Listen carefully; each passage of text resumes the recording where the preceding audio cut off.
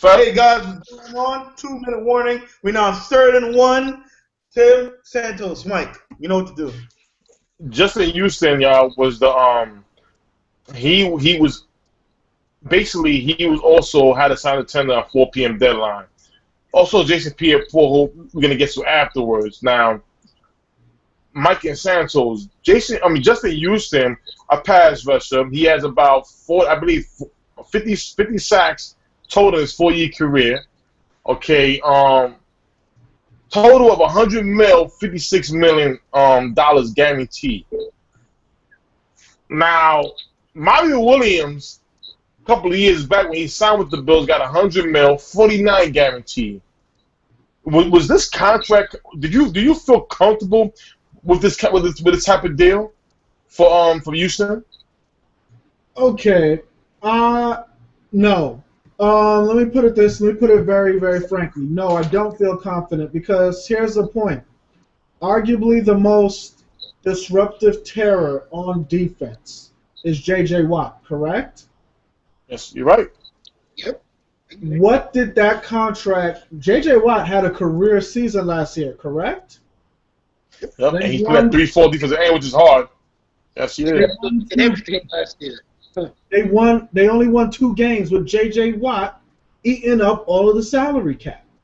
Like, I'm not saying he doesn't deserve the money. I'm saying the team doesn't deserve that. Because if you put all your money in a pass rusher, granted, Justin Houston's a beast.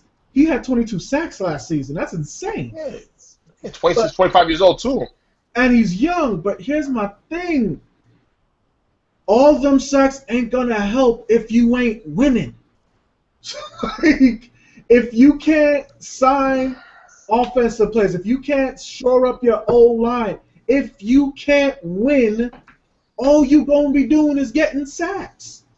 So, like, you need to build your team for what wins. That's why I see people paying all these high prices for defensive players.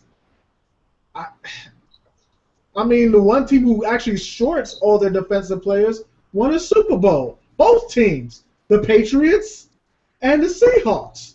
They're the ones who got away with paying less for their players, using draft picks. And they stay winning. So why are all these teams that haven't been winning thinking they got to spend more? Okay, well.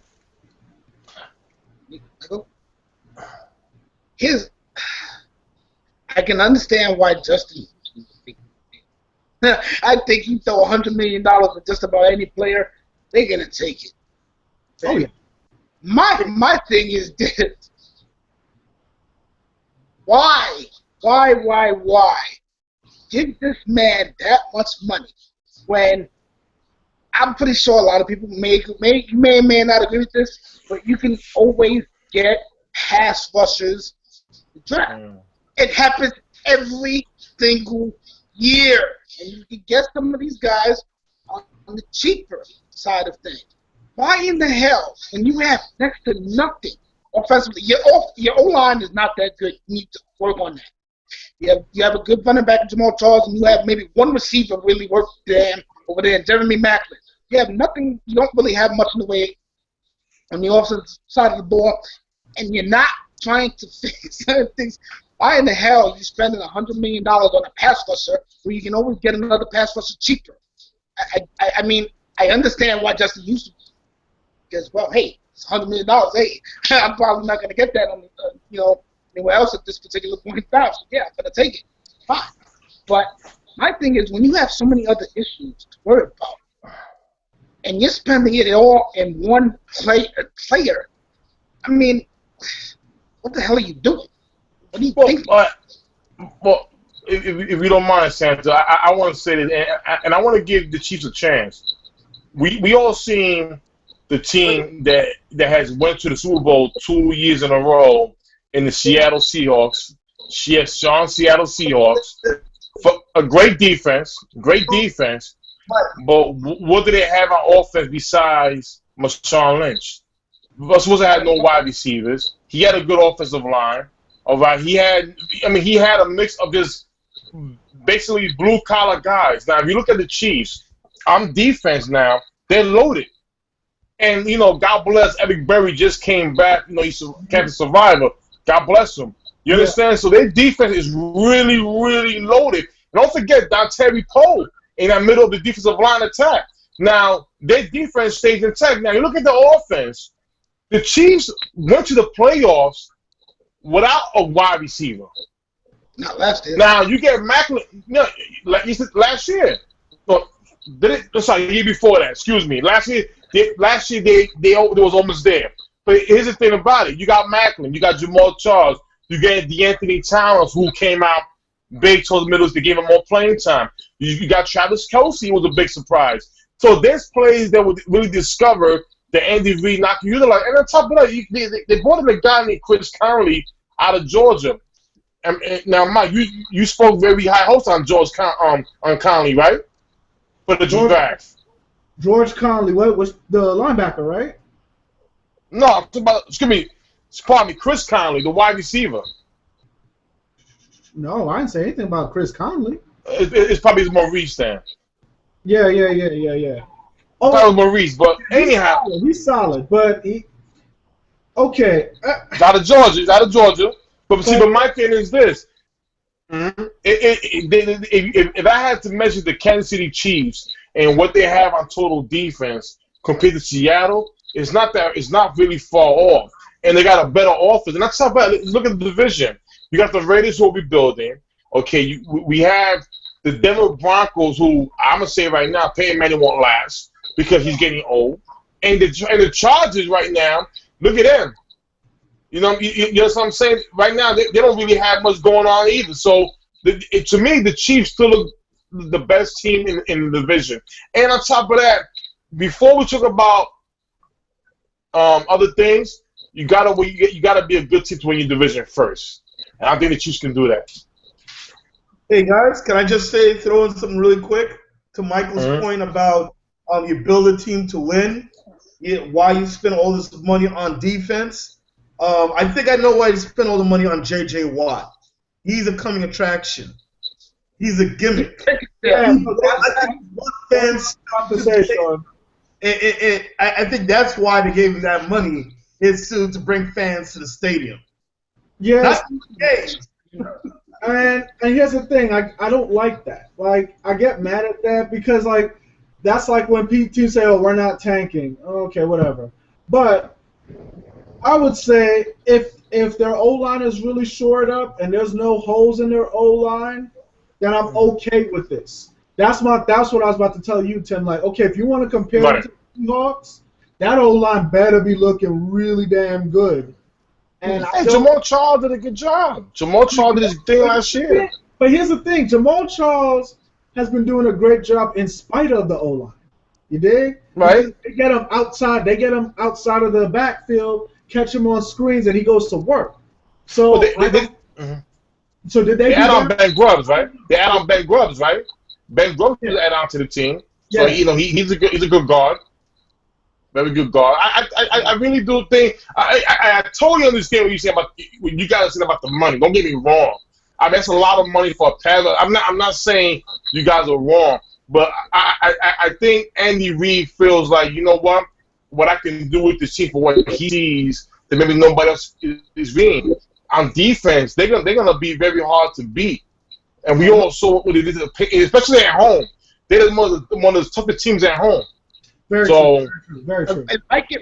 If I give anybody a slight edge in the AFC West, I mean, people. I think even you, to me, are kind of sleeping on Chargers, bro.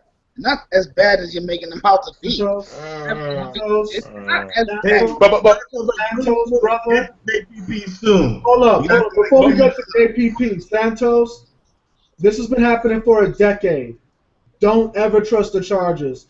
Every time on paper they look great. Every time they look like they're going to take the West, and then they're going to lose. No. They're the ugly girl who you give a compliment to and starts feeling themselves too much. Guess what? At the end of the day, they're still ugly. Don't. This is Rivers last year. Rivers is not staying with them next year. That team is being moved. Yeah. No, Chargers an edge? Nah, son. That don't. Nah.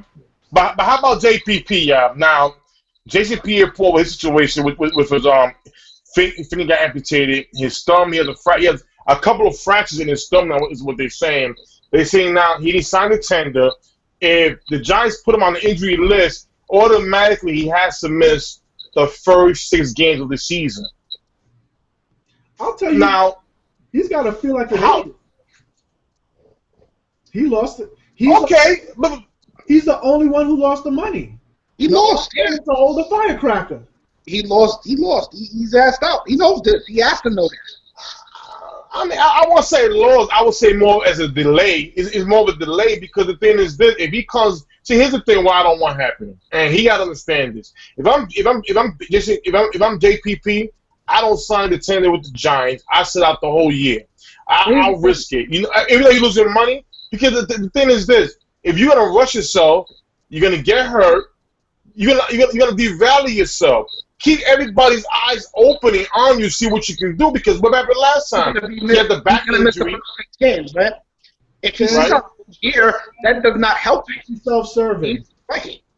No, but you have to also look at it in a business point of view. I mean, I see a man who's stupid at a firework and blow his hand up, and now I'm going to give him a chance when I have a bunch of other healthy players to look at. I mean, yeah, he can try and position himself to try and get another chance, but who's going to give him that other chance? You know what's funny? I got the answer to your question. You know what's funny? Serving bum. No index finger. He doesn't have that index finger. Take away the index finger, you have this. But that's a big gap for a defensive lineman to have some middle finger. But listen, but this is why. This is why he hurt himself. All right, hold on. Financially. I'm not gonna. Tim has last word. For defensive. No, but hold on, Mike. Now, Mike, we said this last week about JPP with Josh about the things you're gonna have to do with the strength of your hands. You're gonna have to adjust. But see, but my thing is this. This is what I'm saying. Do not rush. Take your time. Heal up. Do it defensive because you're a defensive lineman. You're not a wide receiver. You're not a cornerback. You're not a running back. And offensive lineman can play with 9 fingers. I'm pretty sure that. There's some problem with the plan. He needs the money. You guys, all right, he's gonna miss the first 6. How about this? How many linemen have you? How many linemen have you saw had a cast in their whole hand with one hand? One hand was a cast. The other one was a hand, a free hand. Yes. And guess what? They played. I'm not gonna say he can make $100 million, but he can make some sort of money because guess what? You didn't lose your speed. You didn't lose your strength overall. You're just gonna be playing different from your hand perspective, different technique. But there's a problem. You gotta move on. No technique is changed. All right, so hold on. Here without a middle index, without the index finger, is a big. This year, all right, but see, but Santos, this year, JPP should be sitting down the whole off season and just focus on his change. That's all it is. We're going to get as much money as he can because he messed up. He needs to get the money, sign the tender, get as much money as he can because he done messed up. Sitting away will let all them rookies get sacks and get the world forgetting about him. He better play as soon as possible. Period. He needs to take his money. Last word.